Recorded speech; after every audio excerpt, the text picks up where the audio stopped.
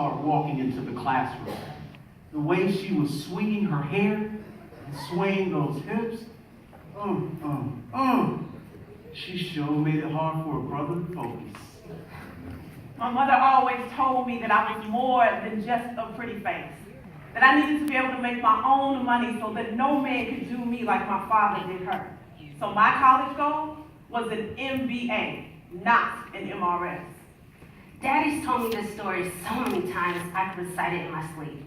It all started in Accounting 101 when the professor asked a question and Mom was the first one to raise her hand. Dad was so in awe by her brains and beauty, he raced up to her after class and asked for her number. Although she politely declined, he had already Fallen in love.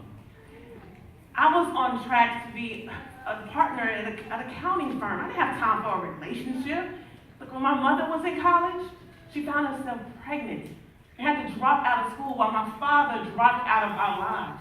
And there was no way I was going to be a remake of that movie. Daddy swears he was a smooth operator, wooing Mama with love letters, cassette tapes of babyface songs, and sweet potato pie. Dad said even though it took her a while, she just could not resist his charm. My pops told me that when you find the one, you bring your A game. And of course he knew because back then, he and Mom were getting close to their 25th wedding anniversary. So I took his word. And by the time she was finishing her junior year internship, we were ring shot. I tried to resist Mike, but he was so persistent. But we found ourselves at graduation before the altar. And I made sure that he promised I could get my MBA before we had kids. Those early years were smooth and sweet, like the sweet potato pie that I used to make for Tina during undergrad. Although she was pursuing her MBA, she would always make time to meet me at lunch for picnics. We would even do midnight movies and even have candlelight dinners. But it feels like after Talia was born, everything changed, and all I was getting was burnt toast. While Tina was striving to break the glass ceiling, I was just at home doing laundry and chores and homework. Mama was there for me on the weekends, taking me to my tournaments and recitals. But Daddy and I, we were a team. He was there to take me to my piano lessons, tennis lessons, make sure I did my homework, and he even taught me how to make that sweet potato pie, my family's favorite.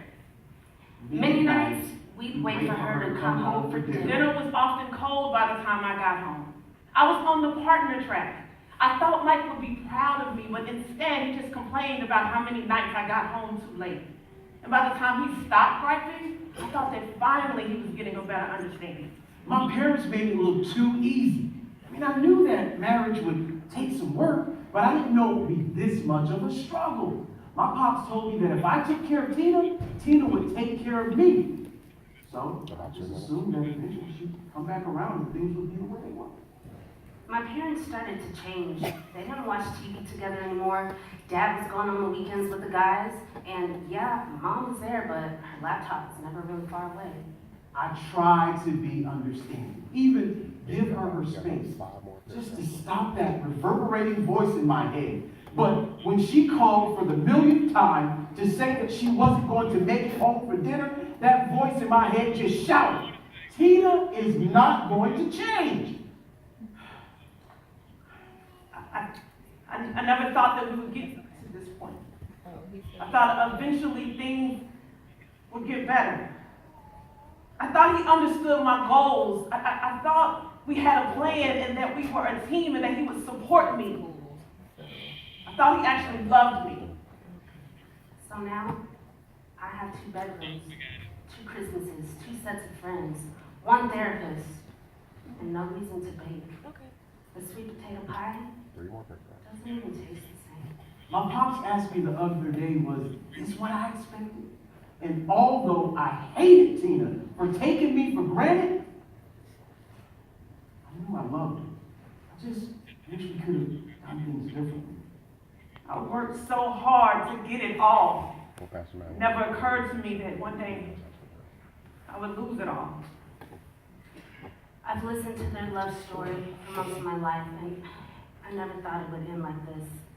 But through this, I've learned that a true love story is non-existent without the commitment.